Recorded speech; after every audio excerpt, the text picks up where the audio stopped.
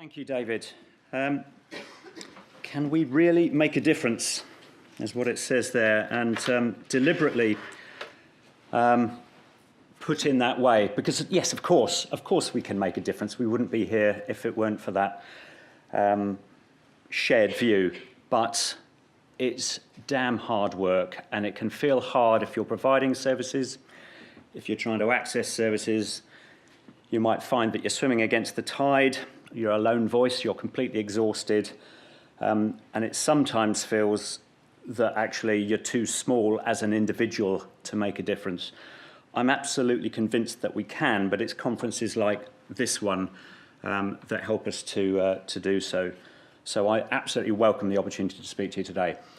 The Ombudsman's experience is pretty lengthy when it comes to public sector organisations. We've been around for 40 years, and we're here to investigate complaints about councils mainly, but also we are the social care ombudsman, so we cover all of social care, whether it's provided by state funding or whether it's privately run and privately provided, privately funded. What we do is free, it's impartial, and it's final. There is judicial review, but largely, if you come to the Ombudsman, that is generally considered to be the end of the road. And we try to ensure that wherever we find something that's wrong, and I'll say something later about what I mean by wrong, we will ask the council to put it right. We ask, we recommend, but 99.9% of the time that we ask, it happens. And I think that there's cause for some celebration that we don't have to resort to legally enforceable powers to do that. And we looked at about 12,000 complaints last year. Most of those were investigated in some detail to give you a sort of sense of scale. Before I go any further, could I just get a sense for my own benefit? If you could put your hand up, you heard of the local government ombudsman. Lots of you. And now, have you or has anyone quite close to you had cause to make a complaint to the local government ombudsman? And there we have, I don't know if, for those at the front, that was the first one's a very large number, the second one's a very small number. We're there for people when they have a need to use our service, but it's something that I think we struggle with, it's fair to say, is getting a view out there to the general public about what we do, because it tends to be focused on individuals when they need us and about what they need. David has already mentioned of the types of complaints that we received in the last year. The bar on the left-hand side, if you can't read it too well, Education and Children's Services is the largest one.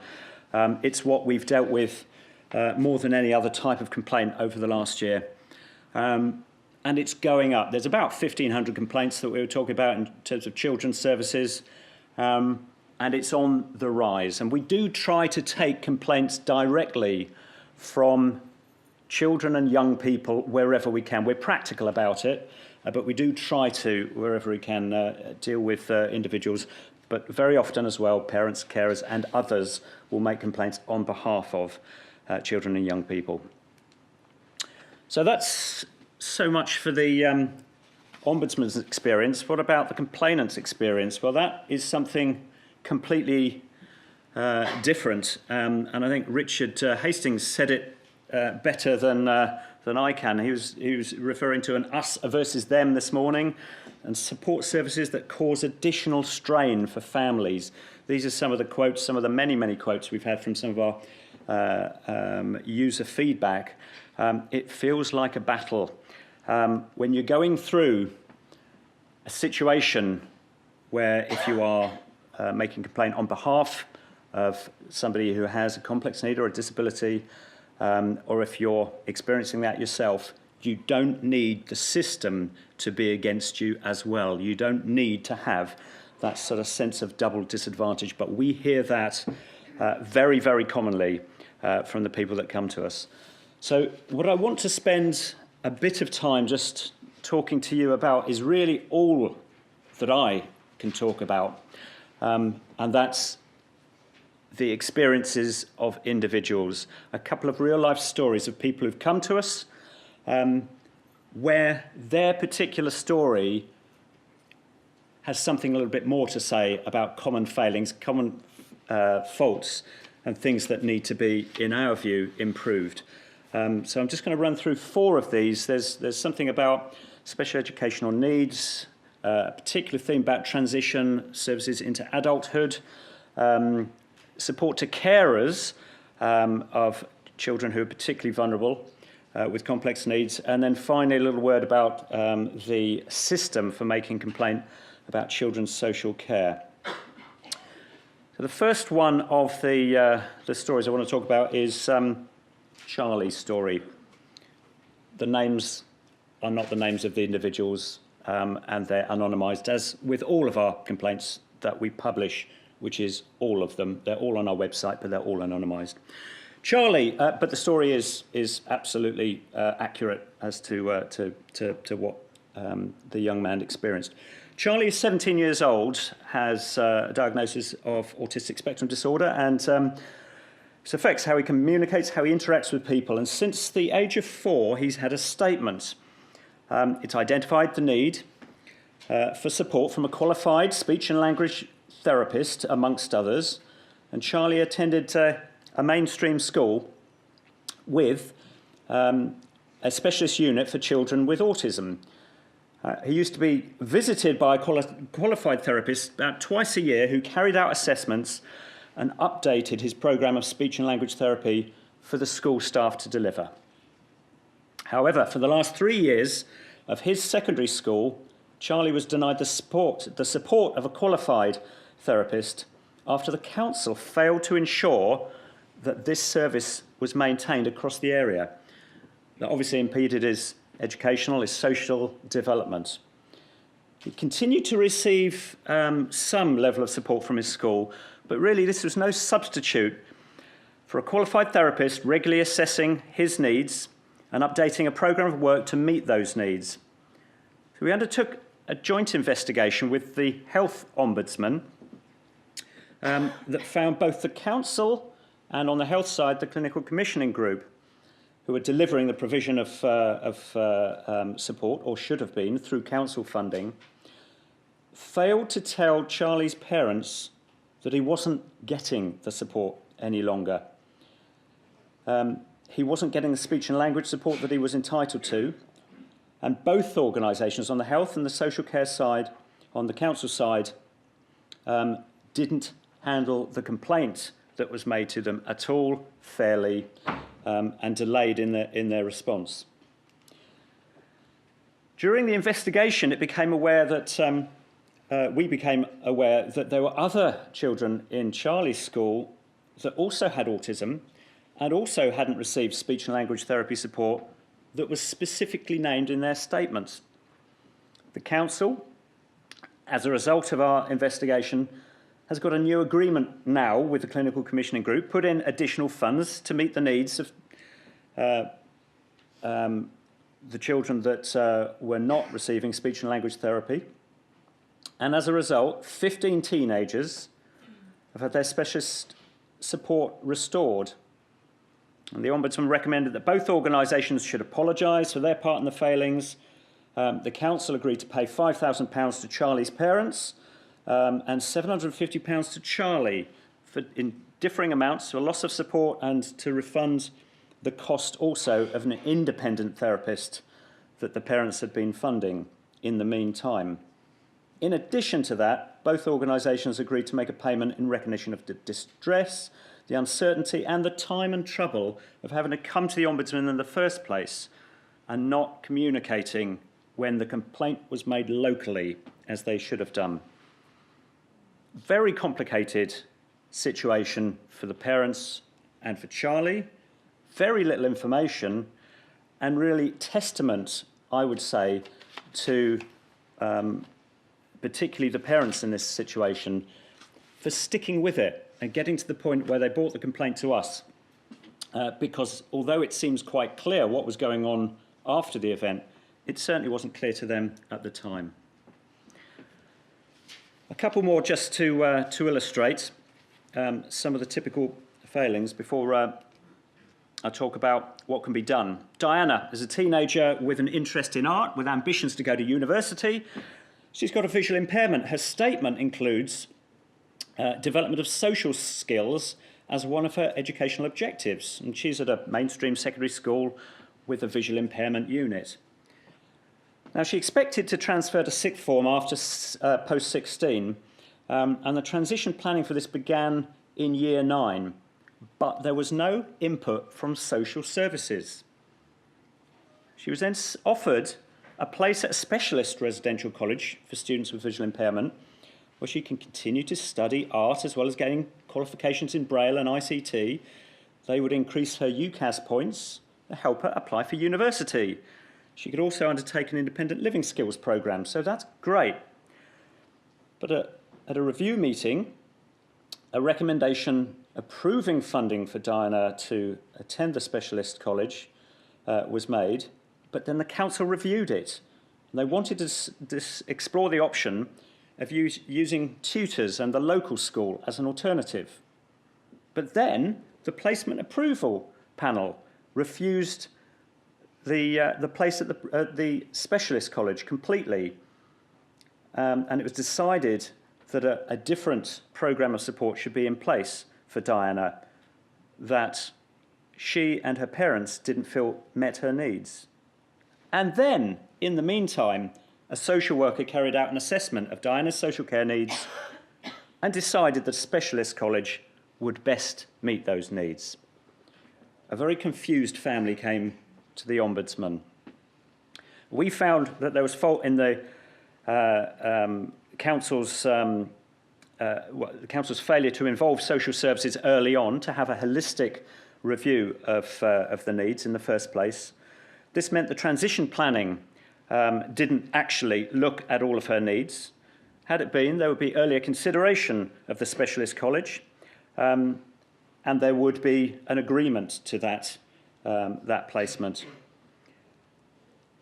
The SEN Code of Practice is very, very clear that social services should be involved at that point during year 9 when transition planning is being discussed. And we also found that the panel failed to take account of Diana's own long-term objectives to attend university, etc. Because of those faults, she lost her opportunity to start college earlier. Delays in the council's appeal process meant she suffered prolonged uncertainty. She suffered significant distress because of all the chops and changes and the original placement falling through, the confusion. And as a result of our investigation, the council funded a place for Diana at the Independent Specialist College, and they paid her a sum of £1,500 to acknowledge the opportunity that she lost for a year to start at the college that she really should have gone to in the first place. Again, confusion from the outset. It seems clearer after the event that that was completely against the arrangement that should have been in place. But until the story is unpicked, it's very, very difficult to have a clear picture of that. We sometimes see failings which result in the loss of education completely, with obviously a significant impact on the child concerned, but also a significant impact on the parent and carer. And the next one is an example of that. So Freddie's story is of an 8-year-old with complex needs, a statement setting out his challenging behaviour and his needs. Now, he's been going to a mainstream primary school, but the council has identified he needed a specialist school, but he couldn't find a suitable school for Freddie anywhere in the area. Had no places available. It looked out of area. It looked at independent provision, but there was nothing there. And in the meantime, Freddie wasn't attending school, and he wasn't receiving any form of home tuition. The council has a duty to ensure that if a child's not at school, that that child receives an alternative education. If Freddie had gone back to the mainstream school, the school said that it would have permanently excluded him because of his challenging behaviour, so that wasn't an option. And this meant Freddie was without any education for a term and a half because of the failure to find an appropriate placement, but also to educate in the meantime. In addition, Freddie's mum had to care for her son at a time during the day when she might reasonably have expected some form of respite when he was attending the school that he should have been going to. So the council here accepted that it was at fault. It didn't have appropriate management systems in place to respond when a child was out of school, and it accepted that this had gone on for far, far too long, become protracted. It agreed to offer Freddie and his mother a remedy of, in this case, £1,750 towards his educational benefit as a result of its delay. The council also agreed to provide private tuition while it looked for a suitable placement, which I have to say has now been found, but at the time wasn't, and agreed to look at providing a better form of specialist provision in its area, and paid also a sum of money for distress and agreed to undertake an assessment of Freddie's mum's needs as a carer, which hadn't been done previously. And finally, Gareth is a young man at the age of 20 with Down syndrome, and in 2012 his parents applied for a residential placement at a specialist independent college. The council carried out a learning difficulty assessment which said that Gareth needed practical help as well as academic curriculum to prepare him for an independent supported living, and it recommended a residential setting. The council refused the parents' request for a residential placement. It proposed a daytime placement instead, and the parents appealed the council's decision without success, so they came to the Ombudsman. We found in this case the council failed to consider Gareth's needs for out of normal college hours to reinforce his learning. The council didn't take account of the impact on Gareth's parents of having to provide accommodation and support to their son, and it didn't consider Gareth's views to sufficient extent. It took too long to make a decision as to what it should have done anyway, and it, as a result, agreed to carry out further assessments, reconsider Gareth's request for a residential placement, and make a payment for the distress, for the poor communication throughout this prolonged period. And following further assessments and a panel meeting, the council agreed to the residential placement that, in our view, should have been offered in the first place. So a number of cases, 4 cases, to illustrate what literally hundreds, if not thousands, of individuals are experiencing in their own way. It's important, I think, just to spend a bit of time going through those sort of cases to see the extent, I think, of the complexity and the challenge faced by people in those kind of situations. When we have a collection of difficulties of this kind, when we have repeated failings, repeated problems, we issue something, as illustrated here, called a focus report, just highlighting in about 10 or 12 pages the common problems that people are seeing and offering a number of solutions.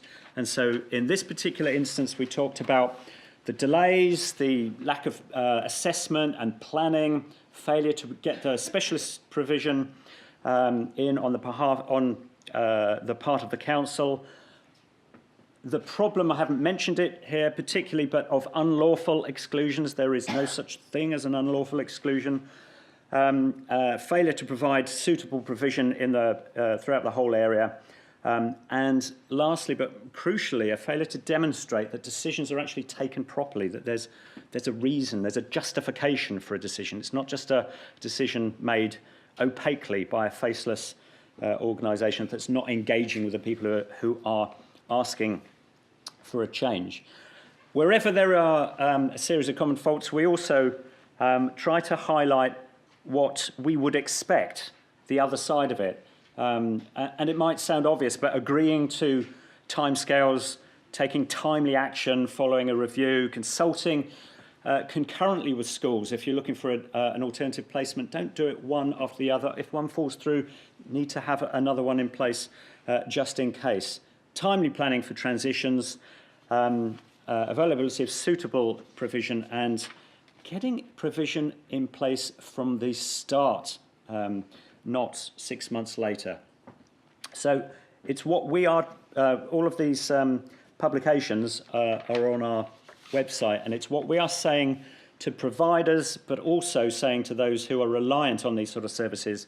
Ask the question, ensure that these things are in place.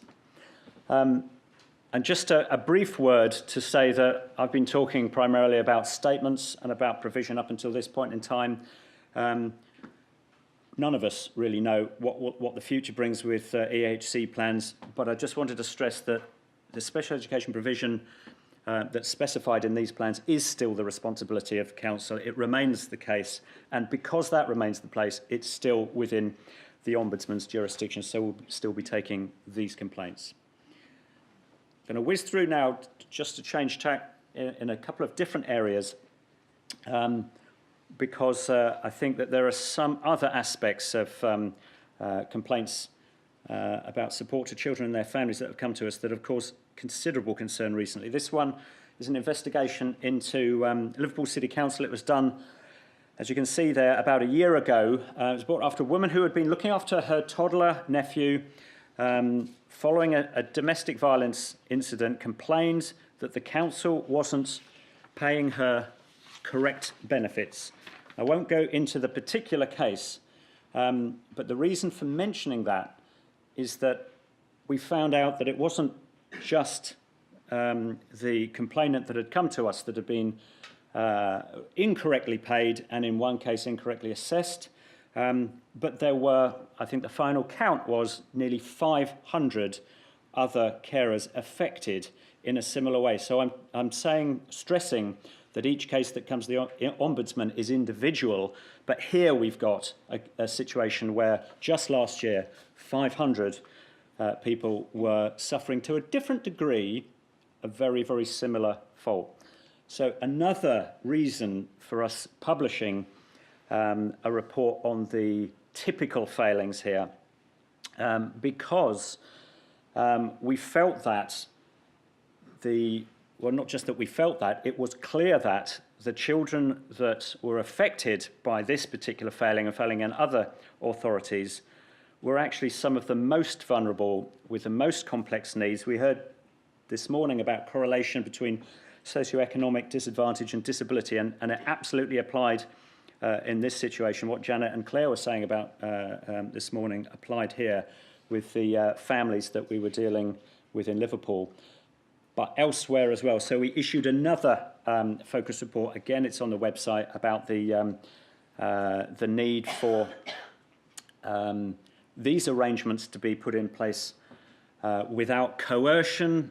So when a family or friends carer steps in at a time of need, the council must be clear about the implications of what that individual is getting involved in. They must be given sufficient information and supported in the right way, given statutory levels of benefit support, and the placement needs to be checked properly, of course, to make sure that it's suitable for the child that's going into it. So a number of common faults, and similarly a number of recommendations that we are making in that second focus report about councils doing what they say. If it's written in the policy, they should follow the policy. That's our starting position. What do you say should happen? And it's absolutely astounding how often it's actually that is the nub of the problem. Are there good records of decisions? Have the views of the child and the other individuals involved been properly considered? Are the rates paid in accordance with statutory guidance? 500 people in Liverpool weren't paid at the correct rate, and are regular checks being made? I'm conscious that I'm at the end of time, but I just wanted to say one final thing about a report which we will be issuing next year and haven't done so yet. The Children Act 1989 says that councils must have a three-stage complaints process for any complaint that's made about children's services. And the thing about the three-stage process is that it's written into law. It's got very clear fixed timescales. It has an element of independence to it, and the complainant has the right to go through each of the stages if they wish. And what we're seeing are corners being cut. And we are not saying that that's as a result of funding cuts. What we are saying is that we are going to hold councils to account where they cut corners in the statutory process, because we think it's wrong. If there has to be a national debate about whether this is the right way to resolve problems, let that debate happen. But we're publishing a report next year to highlight that it's not acceptable for the statutory process in the meantime for corners to be cut. So that's coming. If you've got any thoughts or views about that, if you've got experience about difficulties with that, please let me know. Have a look on the website for the focus reports that I've mentioned. Children and Young People's Issues is also a report that we do quite regularly. There's one from September. It's also on our website, and all of our decisions are published and searchable. If you look for your own council, you can look by type of complaint, etc. So if that is of use, please do have a look and ask us questions. We can't take an overview. We can't take an overview of the entire sector as a regulator can. We can only look at the complaints that come to us, but we're very, very happy to try to answer your questions about what might happen to other individuals in similar situations. Thank you.